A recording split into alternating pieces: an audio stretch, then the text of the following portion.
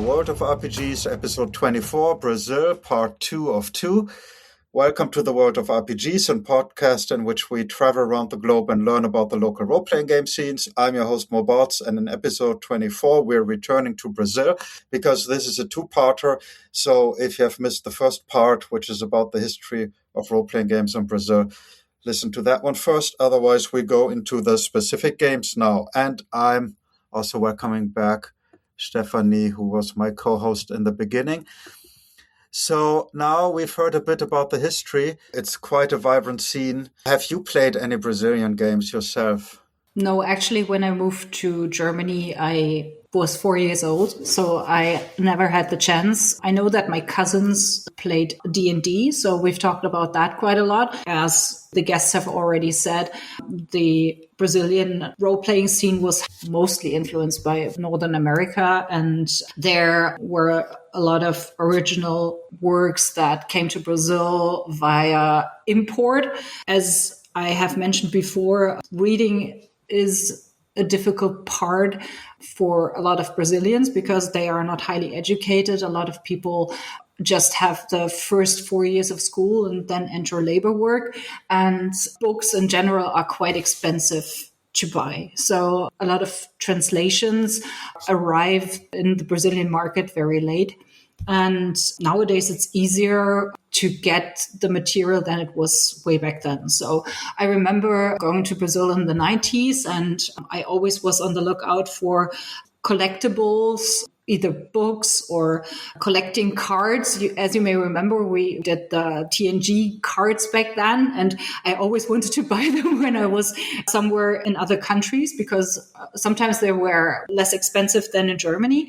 And I remember going to stores and browsing for RPG stuff or for fantasy books, and books were so expensive way back then, and I think they are still quite expensive in comparison to Germany and especially the United States.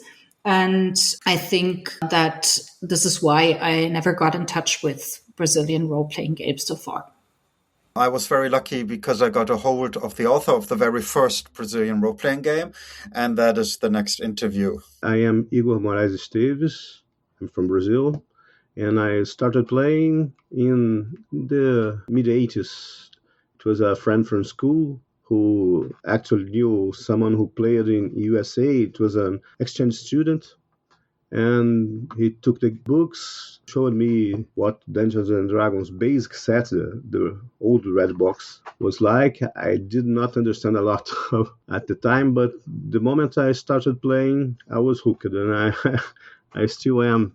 From that moment on, I started to read the books and tried my hand at being the dungeon master and created stuff for my group. And as life goes on, I never stopped being introduced and finding out new games. I was very anxious to learn about new games. It was very hard in Brazil at the start to find anything at all.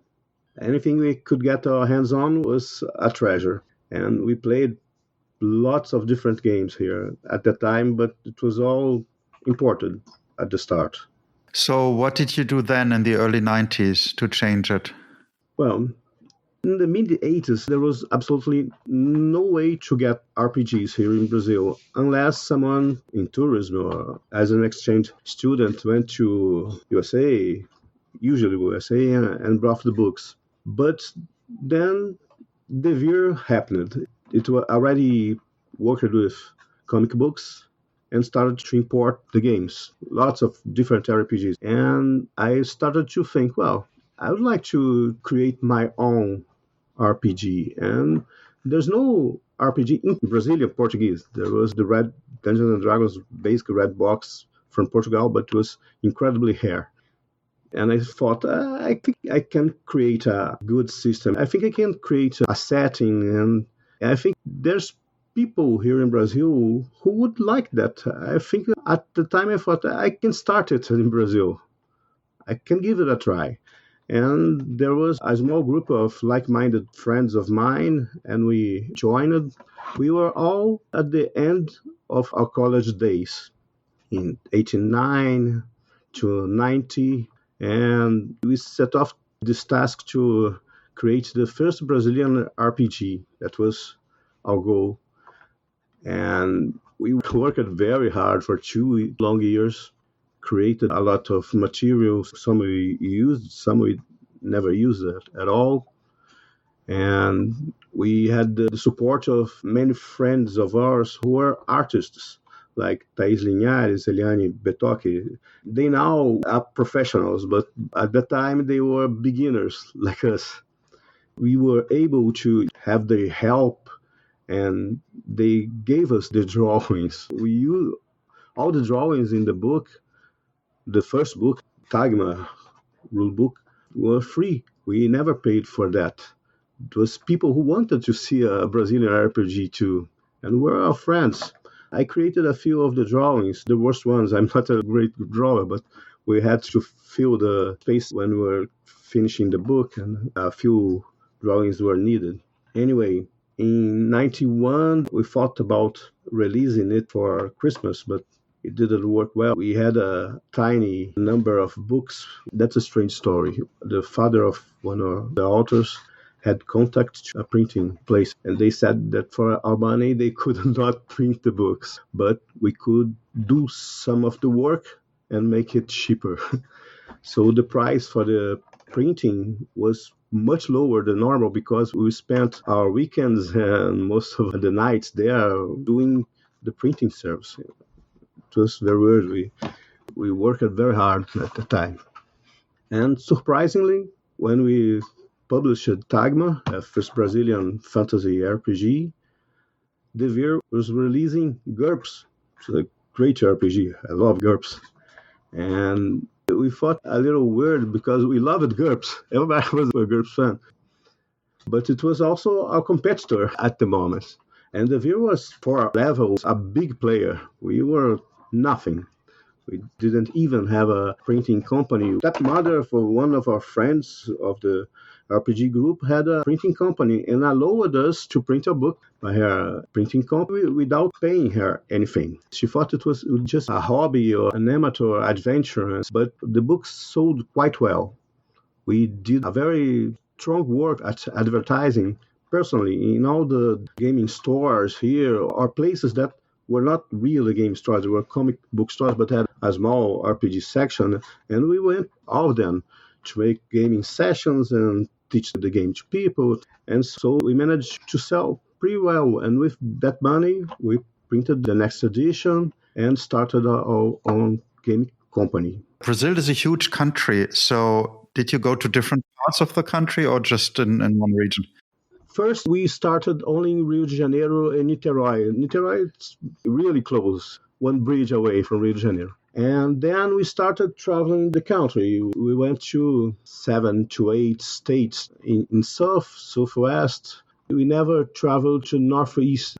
There were gaming stores there, but we never got the contact to start events there. But we managed to reach to the gaming stores, even outside Rio de Janeiro, our home city. And we created events for the players there to meet us and play our game. It was something strange because there were no RPG authors in Brazil. There was us. So people were curious to see what it was like. That was the very beginning. Then we had the lucky to have a group of friends from college who were also RPG players, not my group. And they had a wonderful idea to create a fantasy RPG using Brazilian myths set in a fantasy Brazilian colonial world. So it was about the historical moment when Brazil was a colony, and it was chosen perfectly because there was still a powerful group of Native Americans. The Portuguese were already all over the coast, and the Africans that had been enslaved sent here were already making their escape to the wilds to create their own free communities. There was a powerful interaction between all these ethnic groups, and each one with its own culture and myths, powers. It was a very rich period for adventure. And we published the game. And later, in 95, it was our last moment. Brazil was in a crisis, as usual, economic crisis, and there were many factors in the gaming market that made it very hard for us, and we decided to end the company. But in 97 we closed it. But in 95 we released Millennia. It was the first Brazilian written science fiction RPG. I created it with Paulo Vicente, my friend, and he was associated at the gaming company at the time. But we did not have the time to really explore it, create adventures, models, or whatever, or even to introduce it to our other group. So it was our last breath before we closed it. And these two games you've worked on, Tagma and Millennia, what kind of influences did they have? And do you think there are some Brazilian elements in them? At the time of we were creating Tagma, we saw that basically all over the world fantasy based on European myths were selling a lot. And that's what we used to play mostly because we were D&D fans. So we decided to use that setting. But we still introduced a few Brazilian fauna there. There's jaguatirica. It's a kind of small leopard from Brazil. There are very few Brazilian elements we introduced in Tagma. It was mostly an European setting, not much on that. But we had plenty of influence. We had a strong, of course, D&D influence, Rolemaster influence. We loved it.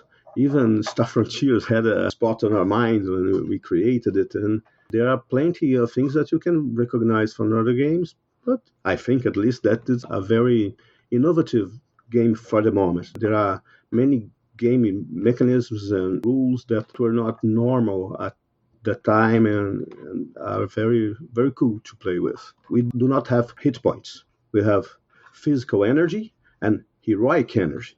Physical energy is your body. You take it, you get hurt. Heroic energy is that unexplainable thing that allows Conan to survive whatever attack is set upon him. And you first take damage in heroic energy. When it ends, you take in physical energy. But there are many situations where you cannot use heroic energy. In a fall, when someone takes you by total surprise or a critical hit. And so you could be a very powerful hero with lots of energy. But in a bad choice of action, you could end up dead because it was a situation that your heroes would not help you. And to earn more heroic points, you have to be heroic, going on adventures and getting experience and such. That was one example. The combat system was incredibly fast. It had a table. One roll of dice and you already had all the results, the damage, and if it was a crit or not. Everything was solved in one die roll. But there are other examples, but this one, I think, impressed the most the old players, the heroic energy and the physical energy. And what about Millennia? Did that have any Brazilian elements in it? Millennia is set in the far future. It's 1,000 years from 95, the release year. Humanity has been through so much. It has a memory of the past, it has influence, but you don't have English people or Brazilian people. It's quite mixed. But still, we introduced a few elements here and there, but the setting doesn't allow for national cultures of the 20th century at the time to be used in it. I think that's a too space opera, too far future for this proposed to use Brazilian. But you could argue that the people being very mixed is maybe a Brazilian point of view. Oh yes. In Brazil, a mixed races, if you use it, very normal. And that's something that you could say about Millennia. All the prejudice for the ethnic groups is gone. There is a prejudice for genetically engineered people. It's different because they are considered unnatural and were created by the big enemy of the game. It's part of the setting. There was a powerful alien race who dominated a good part of the galaxy and made genetic experiments on all the races, including humans. And these genetically changed humans are the ones suffering prejudice, not any ethnic group. There's something that I think was odd and very annoying at the start. The people who use it to play RPGs before we start to publish them in Brazil were usually more high-class people who had access to international travels and who studied abroad. And they were a bit elitist here in Rio de Janeiro, and I know they were also in São Paulo. So when we published an RPG in Portuguese, they didn't like it because it would become too popular. Everyone could play it. It's not their special thing anymore. And we had a welcome reception from lots of people, but there was a big group of people who turned their noses and would not play a Brazilian RPG at all. It happened with foreign RPGs too, with GURPS, because it was published in Portuguese. They wanted it in English because it would be hard for average people to play it. It would be something special for the elite. I don't think so. That would be in their mind. It was really weird at the time. We had to face this kind of strange challenge. I thought people would be happy to have their own national game, and some were not. That was really strange. I cannot explain that. You talked about selling these games in Brazil. Have you heard of any influence in Portugal, that they were sent over there or played? I don't think they reached Portugal because at the time, the gaming company who actually worked with Portugal was Devir. And Devir had the online. It was a big line. The owners of Devir were fans too. They knew the market. And so they had not only GURPS, but Paranoia. Paranoia is a cool kind of indie game at the time, and they published it, and then they made Vampire the Masquerade. They were big, and they managed to export it. We were too small for that, and at the time when the company came to an end, we had not the volume or the ability to export our games to Portugal. You said the company folded in 1997. Are these games you published, like Tagma or Millennia, still played in Brazil? One of my associates in the gaming company, called Marcelo Rodrigues, he turned the Tagma into his life hobby with his son now. He started a site called Tagma Second Edition, Tagma 2, and united lots of fans to create new material, to create new rules, and expand the setting. And it went on and on from 2006 till now. And now we just saw a new edition, the third edition, incredibly, but it's for free because we agreed to let the system be shared with anyone as long as it has no commercial use. People cannot make money with it, but can use it as they wish. And the third edition is a collective founding for, it's incredibly cheap because there's no profit from it. All the books are incredibly cheap because of that. So Tagma is still pretty vibrant here. People play a lot. The Tagma Free project is huge. It has more than a dozen books. I think it's 20-something books already. They are in PDF for download and such. Millennia, on the other hand, didn't have a huge following because it was released when we were already stopping. So we never managed to sell enough to create a huge following, a huge number of fans. And it's basically dormant. There are a few internet groups or Facebook groups and WhatsApp groups, but nothing really big. Unfortunately, it didn't go the way Tagma did because Paulo Vicente and I did not have the time or the will to spend so much time making it survive as Marcelo Rodrigues did. So are you still involved with the role-playing scene? No, not anymore. I mean, I am still friends with many of them, with Paulo Vicente, Eduardo Ricon, who created Desafio dos Bandeirantes, the challenge of the pioneers would be a good translation. He's still my friend. I still meet him. And Arturo Vecchi, he created a numerous funny RPG in the 90s called Monsters, where you play the monster. But it was meant to be comic. And he's still publishing RPGs now. He's in Rio Grande do Sul, another state, but we are still friends. We are still meeting. But other than that, I do not work with RPG anymore. Right now, I've not played RPGs for 6 years now. I'm in denial. I can't believe it. I still want to, but the pressures of family, work, there's too little time. And now, at our moments in life, mine and my friends, we hardly have a common day to meet again and play. And I don't like to play online. I'm not a fan. So, at least for now, I'm not playing anymore. I still read it.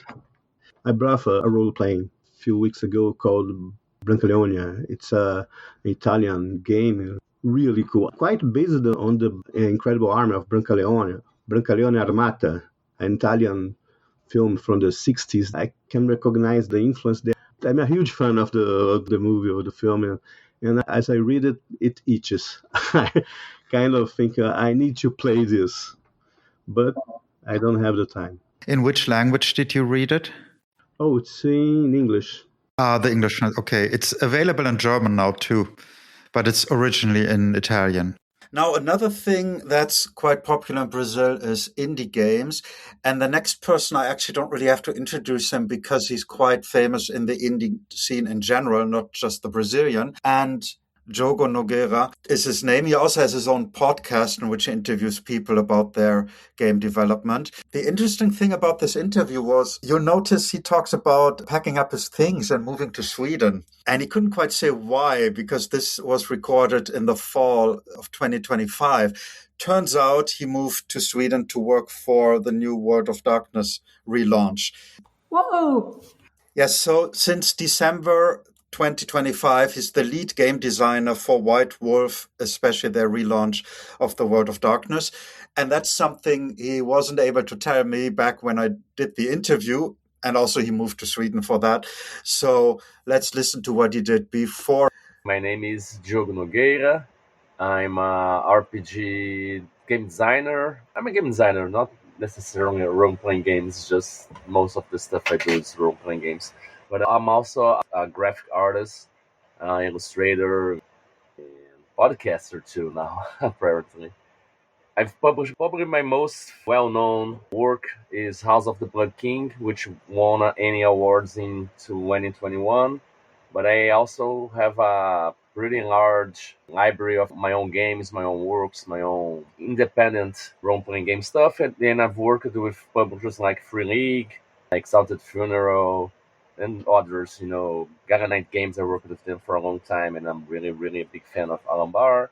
But how I started with games, I started when I was in middle school.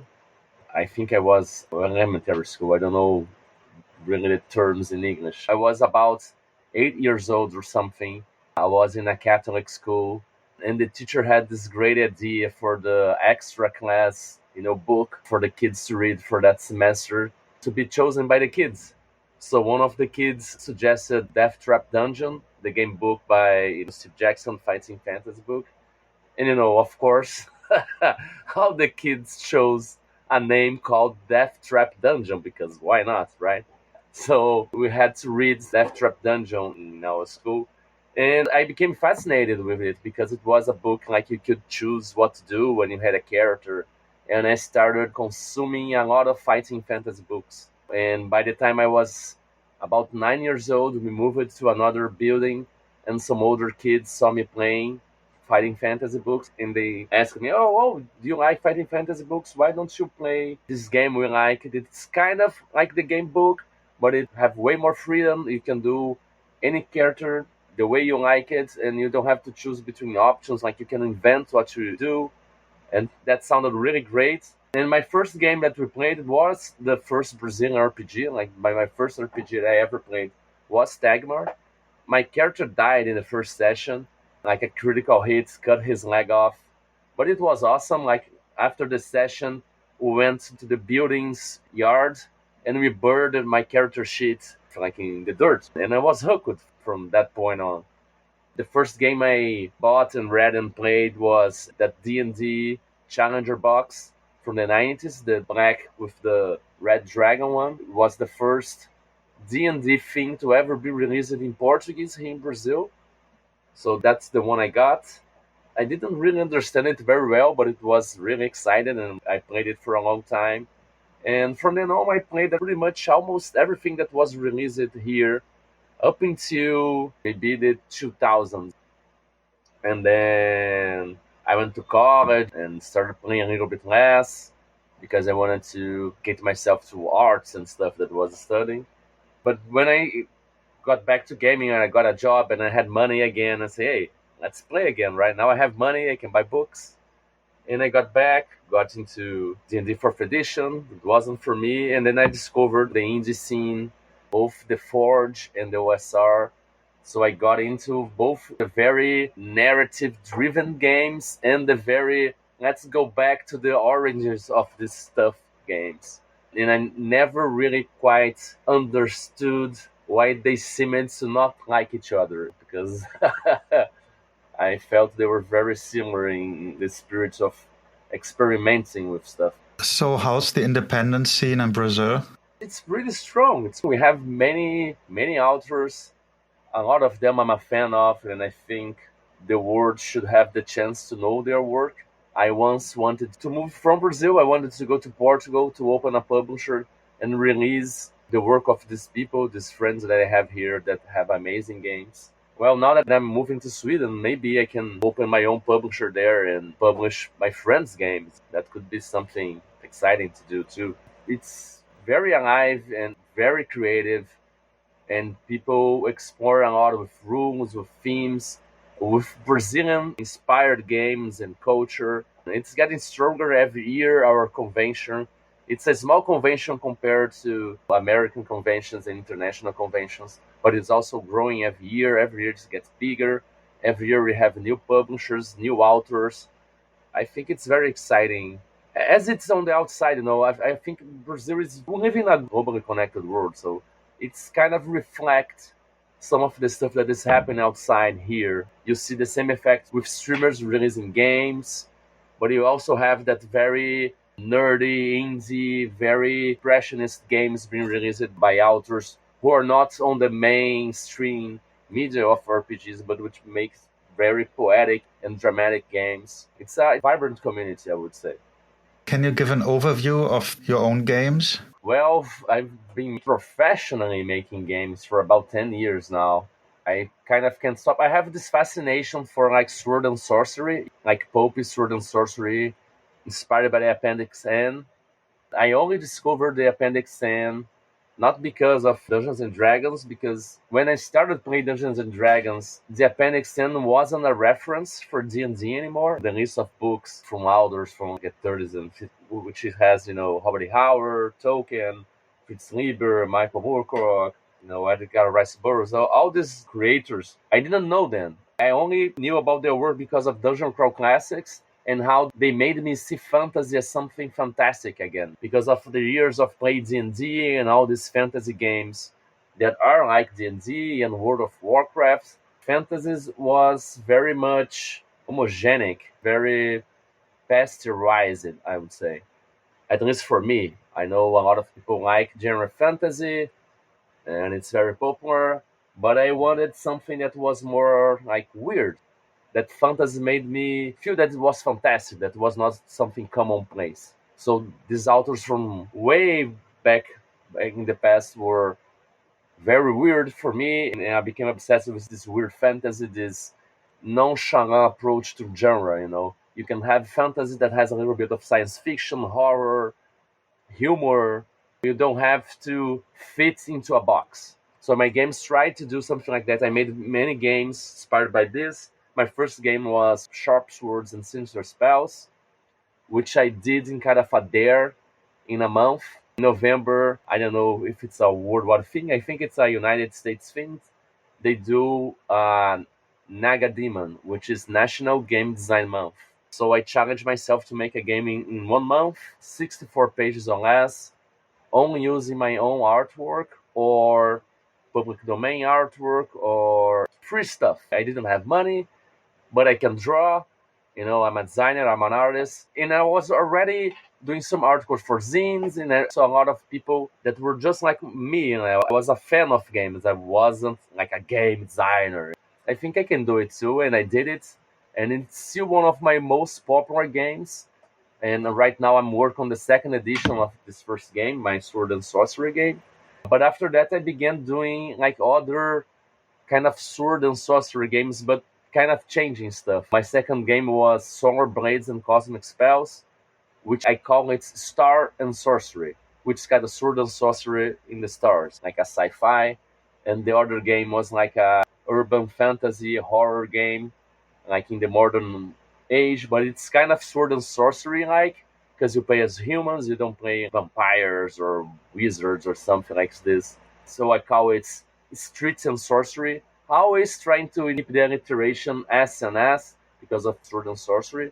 And now I have a game set in like a mythical Stone Age that I call Stone and Sorcery. But I have plans for games like in the desert, would be Sand and Sorcery, Snow and Sorcery, kind of exploring kind of different settings and ideas for this kind of bold, decadent world where you don't play as heroes, you play as adventurers seeking their own fortune, and everything is falling apart, but it has a lot of opportunity for people trying to make it on their own and explore weird ideas.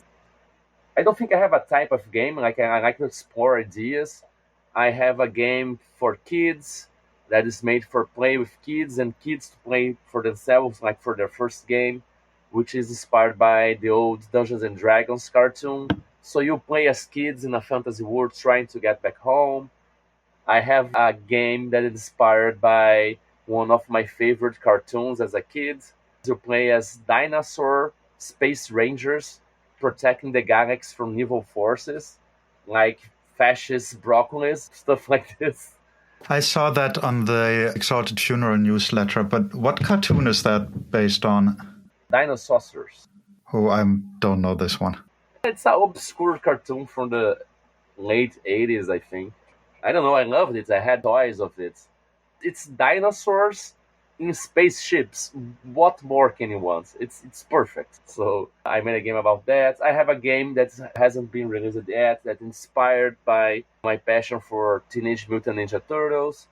I have a journaling game inspired by that part of Lord of the Rings when they find the diary of the last dwarves that tried to reclaim Moria. So you play as one of the last dwarves that try to reclaim your ancestral home, but end up, releasing an ancient evil that was there. So you're trying to escape, but you stumble upon the corpses of your fallen companions. You see fallen statues of your people. So you play remembering the story of your culture, but you see everything falling apart. I have a game that I'm writing that it's like a journaling game about like a dream journal for people that can't dream because I can't remember my dreams. So I'm making a game to simulate my own dreams. I don't know. I like to explore things. I like game design too. I read a lot about game design and I like to see what I can do with it. And among your different games, do you think there are any Brazilian elements in them or thing where there are reflections of Brazilian culture in them? Oh, I mean, especially in the newest ones. Already in Solar Blades, since Solar Blades has a whole kind of universe generator, there's a lot of my experience with culture, with politics. There is a conservative site that has like a list of authors that you shouldn't support because they mix politics with games, and I'm one of the red ones that you shouldn't approach at all because they think I mingle too much with communists or things like this. But I have a more left-leaning view, and I criticize all kinds of stuff in my work because, I don't know, I have some problem with authority, with power, with all powerful organizations, that have a lot of influence in our society, which is a big thing in Brazil. It's always a foreign power dictating what we can do, what our economy will be. This kind of sentiment, being a South American in a developing country, while the rest of the world enriched by exploiting global South. This kind of stuff reflects of my work in some ways. I think it's possible for artists and creators to really do a work that doesn't reflect their reality in some way, even as they like choose to hide as much as they can to try to be neutral, that's a political stance too. I think it's inevitable, so I just try to be true to myself and to what I believe. And I think that reflects in my work.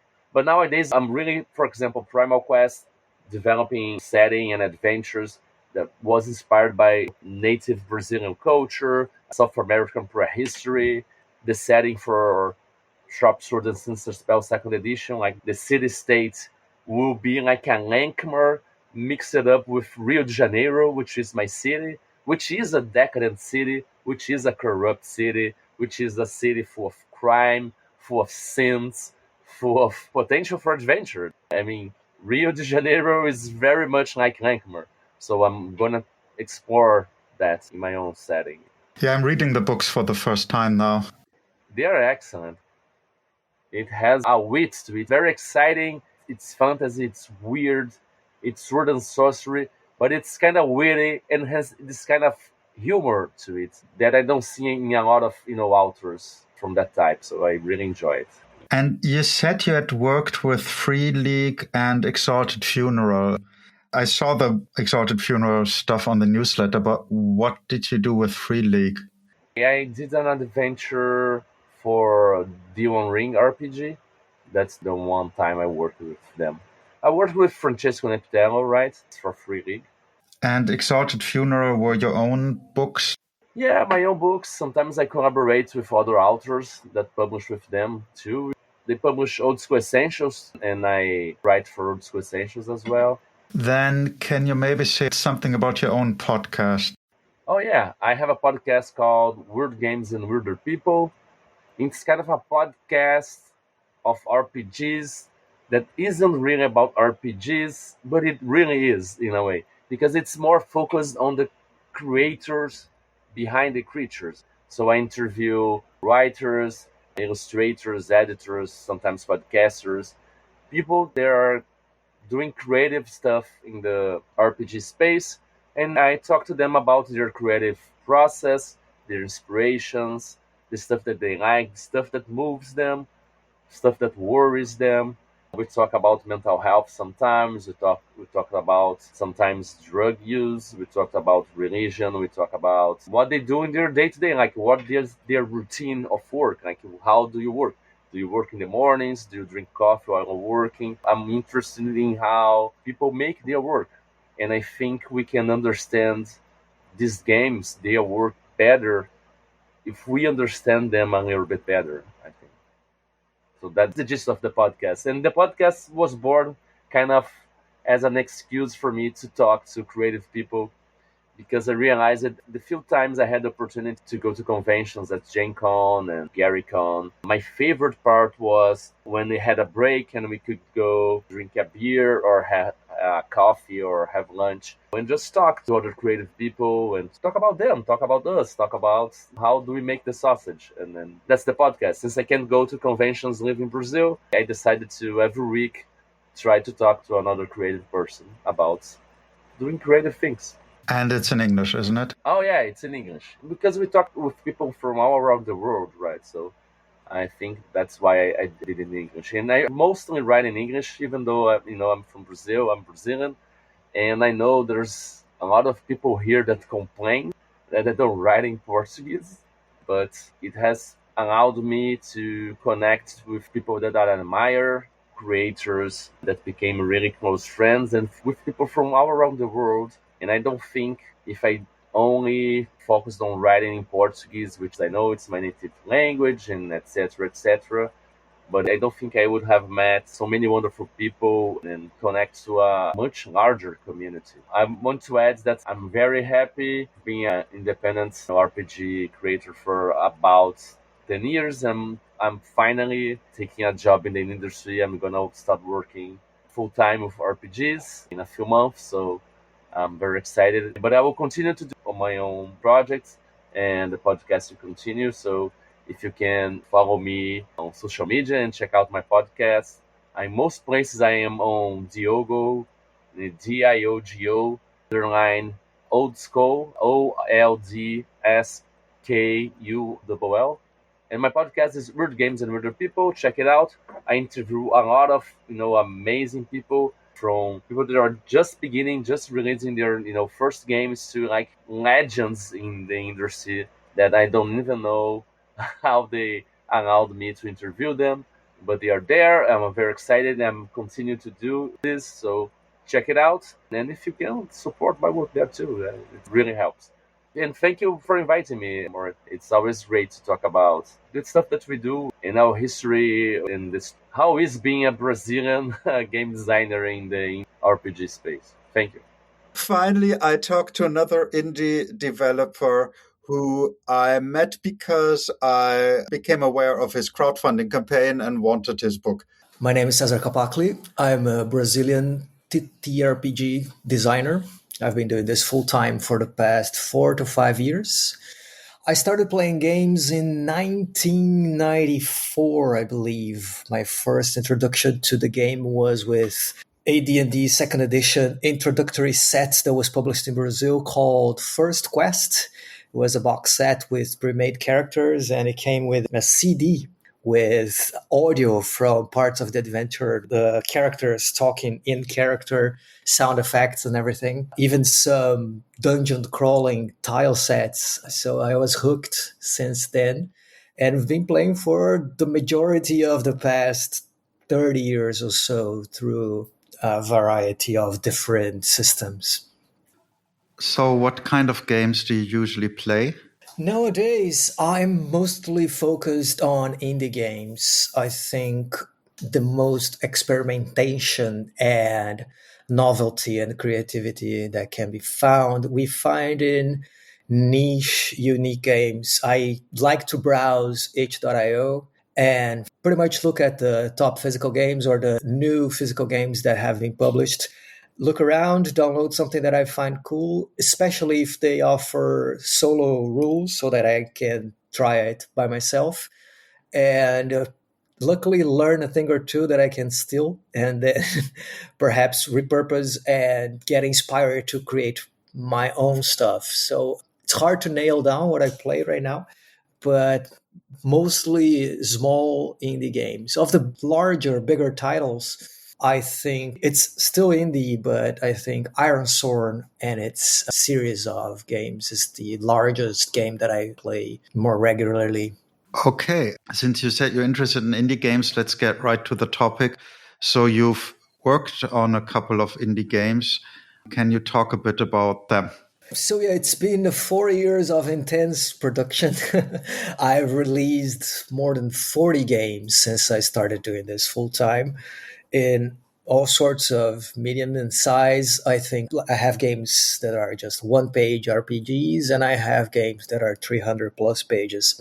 I'm really interested in exploring the boundaries between settings, between mechanics, between tabletop RPGs and board games and card games, and blurring those lines and doing things that really spark my imagination. I learned very soon that I find joy doing what I do if I don't try to follow trends or try to discover or guess what the public will like next. I just have to follow what I'm passionate about at the moment and trust that whatever strange thing that I come up with, there will be other people that have the same kind of strange interesting.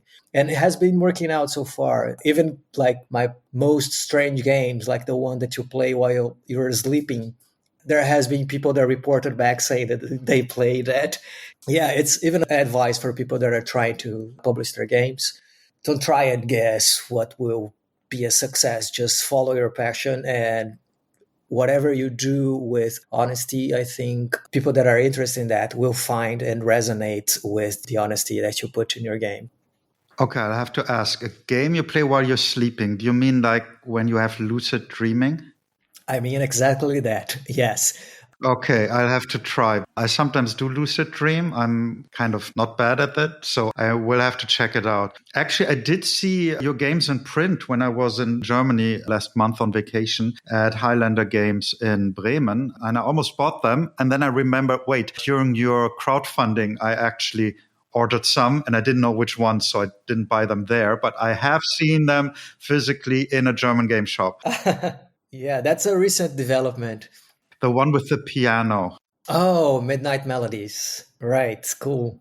I've been lucky enough to get in touch with Critical Kids.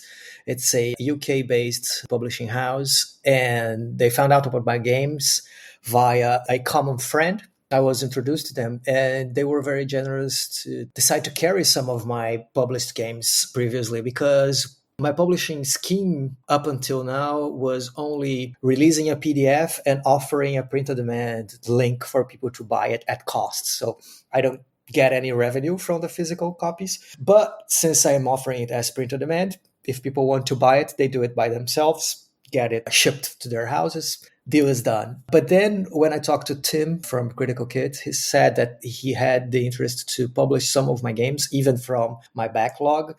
And it has been a real pleasure since then, because I get to see that, as you said, some of my games being found in the wild in local game stores. The reach that I get with physical copies is way higher than by PDFs alone. And I could do the last crowdfunding that I did, which offered physical copies of some of my previous games as add-ons. So this partnership has opened up the space for me in a way that I hadn't been able to do for the past 4 years. Can you maybe highlight 2 or 3 of these games just so that the listeners have an understanding of what these games are about? Of course. So some of the games that they're carrying, I think the one that's making the most success is Against the Wind. Against the Wind is a solo first, but it can also be played cooperatively without a GM. It's more a fantasy sandbox kind of game. The setting is a winterland. There is a touch of fairy tale into it, and it's a fantasy land ravaged by winds that never end and an eternal winter. I think it's been adopted really well because I offer very tight procedures of play, meaning that if you want to do crafting, you go to a certain page and there are like tight procedures on step-by-step on how you do that. You finish that, you want to explore a dungeon, there are tight procedures to do that. You find something there and you want to investigate it, there are procedures to that. So I just mentioned today even that is like a theme park approach to game design. There are like paths to go anywhere that you want. And when you get there, there is a very clear structure, like a ride that you go through and you have this enjoyment of that experience. And then from there, it offers paths for you to do what you want next. And people that want to play solo, and actually game masters that want to create worlds, have seen a lot of value in this game because it comes with world building procedures, even for you to draw your own map. Even if you don't have any artistic skills, it goes step by step on how you create a fantasy map using dice and random procedures. So that's one that I would highlight. The other one that you mentioned, Midnight Melodies, is one that I'm really fond of. And actually, the idea came to me in a dream, since we talked about dreaming. It is a game that you play as a jazz pianist that couldn't die. So the Grim Reaper offered you a job instead as an investigator for the Department of Unauthorized Deaths. So you go around after you play your set in your jazz club. By the end of the set, you get a crumpled piece of paper in your tip jar with a name of a person that was killed this night without the authorization of the Grim Reaper by some entity. And with your newfound supernatural powers, you spend the night investigating this crime, and by the morning before sunrise, you have to find an abandoned piano and play some chords, because every hint that you get, every clue that you get about this crime gives you a musical note. You combine those notes and chords, you play that on a piano, and that sends the message to the Grim Reaper for them to take care of it. So yeah, I'll highlight these two. They're very different in theme, in approach, and size, and they show a bit how I like to expand my vocabulary when I try to design games. Yes, I just checked on BackerKit which one I added, and it was a different book, Random Realities.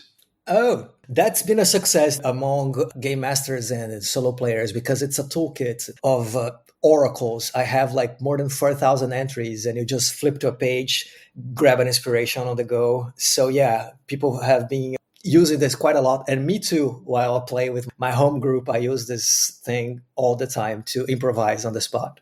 So how I found you was via the campaign for Weird, Whimsy, and Wonder, which does include a little program. Can you maybe talk a bit about that? How did you get that idea? So that started with Random Realities, really. So I've released this game, and since then, I've been talking to members of the community that have been using it. And they offered different ways to randomize things inside the book. Because my original idea was if you have the physical version, you can simply flip to a page, get inspiration on the spot, and off you go. If you have the PDF, I created some clever JavaScript links inside the PDF that allow you to click around and it goes to a page on that category or to a random dice result. So that works as well. But there's very clever people out there creating a lot of fun things. And some of them approached me. One of them created a web app version of the Random Realities. So one of my tiers when I crowdfunded Random Realities was to offer the spreadsheet with all the entries that I created for this book. Because I release all my games as Creative Commons. I want people to take it and do whatever they want with it. And this guy, he grabbed his content, programmed a little web app, placed it on GitHub, and said, hey, here it is. You can offer for everyone that you want. So now, if you purchase Random Realities as a digital copy, you also have access to the web app. A few weeks after that, another person reached out to me and said, hey, I can't create something different. It is like a single page PDF that instead of you clicking to navigate through different pages, you can click on a button, and with using JavaScript and fillable forms, you can get different results inside the same page that you're in. So they started developing that. I think it hasn't been finished yet because, well, life stuff. But that idea stuck in my head. And when I started doing Weird, Whimsy, and Wonder, which is, I think, a natural evolution from Random Realities, that I diagnosed that even with a powerful Oracle tool for improvisation, I was limited by my own cognition because we make the same association of words and we tend to create the same tropes and same cliches. So I wanted a tool that would help me break free from those patterns. And when I started developing it, I said, well, you know what? Two cool stretch goals would be to create these two versions of the thing that you can use not only with a physical book, but you could use as a web app or an interactive PDF. The web app, I think it's fun if you want to, like, you're in the middle of a session, you want to just grab your phone, open to a page and click some stuff to get to some inspiration quickly. And interactive PDF is, I think it's better if you're playing by yourself or if you're prepping at home, which is the same way that you would use the book, I think. So yeah, I was really inspired by that and I wanted to tackle this. I'm not a programmer developer by any means, but I'm a very curious person. So even the demo that I offered to people during the campaign, I developed by myself, like Googling it and copy pasting parts of JavaScript commands and testing it out, and it works. It's there. I don't think it's the most beautiful code that people had ever seen, but it's up there and it's working. So I'm very optimistic that I can deliver something quite simple but functional that helps people improvising on the spot. Yeah, and I tried it out during your live stream. And I had some problems getting it to run, but once it was working, everything worked out. I think I had some issues downloading it or clicking on the link or something. Do you think, you coming from Brazil, that there's anything Brazilian in one of your games? Is it reflected in anything? There are direct influences in particularly one of my games, which is the game that you play while asleep. Curiously enough, that's the one. What I did there was I wanted to gamify lucid dreaming. So I wanted to add a layer of fantasy. So you were like requested to be a soldier of a dream entity that is fighting in the dream wars against an evil entity. And instead of just coming up with those entities, I went after legends of the indigenous people in Brazil. There were more than 100 different groups or 200 different groups in Brazil back before the Portuguese came and slaughtered them all. But one of the largest groups, which is the Tupi-Guarani, and another one from the north that it has a very difficult name to pronounce, they have common legends about entities that influence the dream world. So I researched them a bit and their powers and how they came to be, how they were interpreted after colonization, and how we could take it back for us in a more respectful way. So this legend, the fantasy myth that you were part of if you play this game called Oneironaut, meaning the one that wanders through the dreams, they are from Amazon legends from back in Brazil. That is a direct influence. But I think what I get most as influence in my way of doing things as a Brazilian is our flexible, creative, do-it-yourself approach to doing things. So I think that the Brazilian scene is very vibrant, extremely creative, super prolific, and we are very empowered by this do-it-yourself thing. That's this jeitinho, exactly. And we always find a way to put our things out there.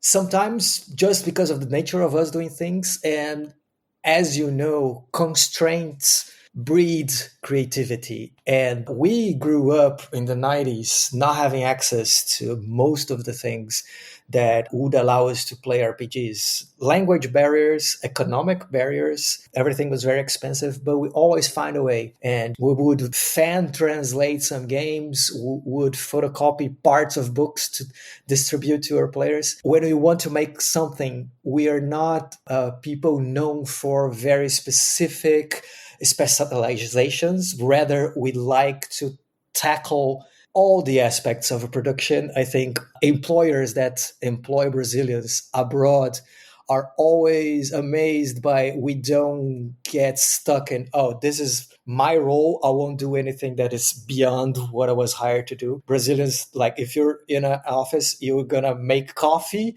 and you're going to do strategic planning and everybody does everything. So that's what I bring to my approach to game design. I write, I lay out. Now I'm illustrating my own things. I do my marketing, I do my pages, I web dev, even not knowing about things. So there is this carefree approach to producing. Like we will find a way to do whatever we need to do. And this is something that I'm very proud of. And this is something that I can relate to my fellow Brazilian creators. And if I understand it right, you live in Portugal now, which obviously has the same language, but of course there are cultural differences. So in the role-playing scene, have you experienced any large differences if you've played with Portuguese players? I do play actually with Portuguese players. My home group is actually almost a UN meeting. I have 2 Portuguese, 2 Egyptians, 2 South Africans, 2 Americans, me as a Brazilian, and more. So we play in English because, well, it's a lingua franca nowadays.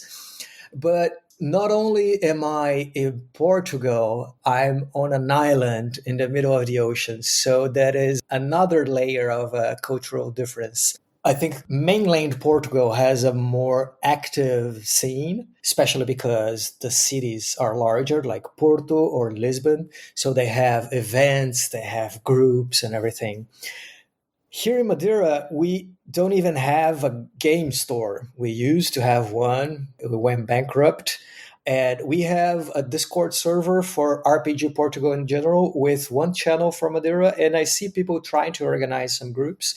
I know of people that play Dungeons and Dragons at home, but I don't know if there is even another tabletop RPG designer on the island besides myself. So I'm isolated quite literally in this sense. But I did find people that were willing to try RPG for the first time and try different systems, which was nice. I always like to play with beginners because they don't have those baggage of expectation that compare everything to D&D, or this is not how I know how it works, or they have different like cultures of play really. And we've playtested one of my games, Everspark, and we developed it while playtesting, and it has been my most successful release to date. And I'm very grateful to have found this group. I don't think I would have found it if I were looking just for like Portuguese community. I opened it up for all the immigrants that live in Madeira, which is a fairly large community, and especially targeting beginners because I know that it is easier to introduce them to newer approaches, and especially my style of games that are usually rules light, more narrative focused, less crunchy and everything. So yeah, besides that, in the playing itself, I think I had back in Brazil different experiences with different people, and it's I think less something that I can generalize to the style of play of a culture. And it's more personal. From my personal experience, each individual had like very different styles of play, even back home and now here. So I wouldn't say there was like a cultural shock, because since I've been playing for 30 years, I've experienced the theater kid to the optimizers to the silent kid that's just drawing and rolling dice when it's their turn. So yeah, I have them all, appreciate them all. Can I give a shout out to the Brazilian community in general? It is weird for me to be in a place of talking about that since I publish games mostly in English. I do have more than 20 games that I translated, or actually a friend of mine translated it into Portuguese. But my most recent releases are in English, and I'm not living in the country at the moment. But I want to shout out the community back in Brazil. There are many, many beautiful games. And one of the threads that I did on the now deceased Twitter back then that got a lot of views was 20 Brazilian games that I wish existed in English, because I wanted more people to know about them. And I know there are creative decisions, creative tools, and the most evocative games that are in Brazil only available in Portuguese. They will never see the light of the world outside. And creators that are unique and like genius, people that I consider as inspiration to me. So even though I'm not there now, I just want to highlight this. And even the ones that don't publish, the spirit of I'm going to do my game, I'll open a Word document, I'll type it out, I'll save a PDF, and I'll place it on a Facebook group, and I'll play with my friends. This is something that I value a lot, the spirit of do-it-yourself, that experimentation. And I just wanted more people to know that Brazil has a very rich, a very evocative, innovative, and creative space of RPG design in general. So thank you for listening to episode 24 of The World of RPGs. The intro music was Battle of the Dragons by Thomas Muzio and the logos by Albert Caracas. Thank you, Steffi, for giving us some background on Brazil and for trying out the co-hosting thing, because I have some developments for future episodes which also include co-hosts, but in a slightly different way. So I want to try this out a bit more, try out some more formats. And a special thanks goes out to all my interviews from Brazil that helped bring this together. Additional material, I want to point out, we didn't talk to any developers of specifically Afro-Brazilian RPGs. There are some out there, even some attempts of translating them into English. So I put links to them in the show notes. Also, very funny story for me. White Wolf published a Street Fighter role-playing game once. I even saw it in Fantasy in the local game shop once. I never got it, but apparently it had a huge followership in Brazil, and they kept it on. And Rascal News, the indie gaming news site, actually has a piece about it, so I linked to that too. Otherwise, also in the show notes, of course, you find links to the authors I talked to and the publishers we talked about. Please follow and like this podcast on your player of choice or the social media you follow. And now for something completely different, because as I mentioned in the Mexico episode, attended the Kraken Gaming Retreat this summer, and I met some people from a small island that I hadn't even considered having a role-playing scene. And the problem here was they didn't even have an actual play channel in their language. So this is now an exclusive recording for this podcast, 2 minutes of gaming in a country you might not have considered before. Bdejna. Mela, l-aħħar ħaġa li għamilna tħaltu ġol kastell. Min kien mixi l-ewwel? Jien. Kri, int kont l-ewwel. All right, il-bib ħadd tiftu jew ħadd issemma qabel ma tiftu? Nissemma. Itfa'. All right, mela jirnexxielek. All right, inti mal-bib ma tisma' xejn u ħadd tipprova tiftħu? Min ħajprova jiftħu fil-każ? Ħadd tipprova tiftħu tajjeb. Jake, mela, tieni waħda biex tiftaħ il-katnazz mal-bib għax tinduna li imsakkar. Tajjeb. Mela, tgħaddi ma jirnexxielekx tiftħu, terġa' tipprova. Iva. 18. Mela, bi 18 jirnexxielek tiftħu bil-mod jinfetaħ il-bib u taraw li ġewwa fortunatament m'hemm ħadd. Luka, inti kont taf li qed tfittex xi ħaġa u x'kont tfittex? Kont qed infittex xabla tad-deb. Ja, x-xabla tad-deb eżatt qalu li qiegħda fil-kastell u taf li barra ħafna problemi li ltqajtu magħhom u l-mostri jippruvaw jiklukom ġo dal-kastell smajtu li hemm vampir. U issa intkom għalhekk tħalltu binar, mhux bil-lejl, ħalli forsi ma ssibuhx, forsi sibuh riqed u għandkom ftit iktar ċans. Issa, jekk niftakar sew, Andrew kont qed tfittex il-ħuk u xekk. Iva, waqt li qed nistaħba mill-vampir.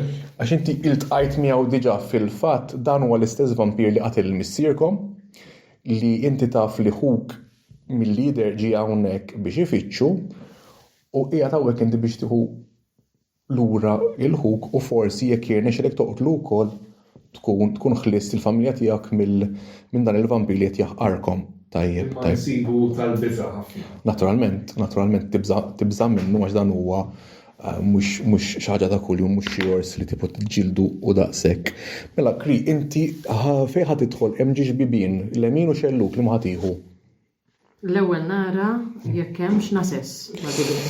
All right, mela ġodi l-kamra jidher, ħanajlek x'taraw ġodi l-kamra. Di jisa l-ewwel kamra li tidħlu qed taraw jisa mejda kbira fin-nofs nar qed jagħti fuq wieħed mill-ħitan u hemm ġiex bibien wieħed mal-lemin u l-ħer max-xelluk.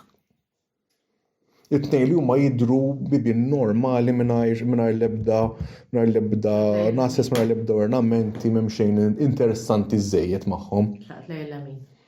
Ħadd issemma, ħadd tipprova tara x'hemm Semma niċċekkja li m'hemmx nasess. All right, mela tiftaħ tmur sori lejn il-bib tara li m'hemm xejn, m'hemmx problemi u jirnexxilek tiftu. Tajjeb, komplejna.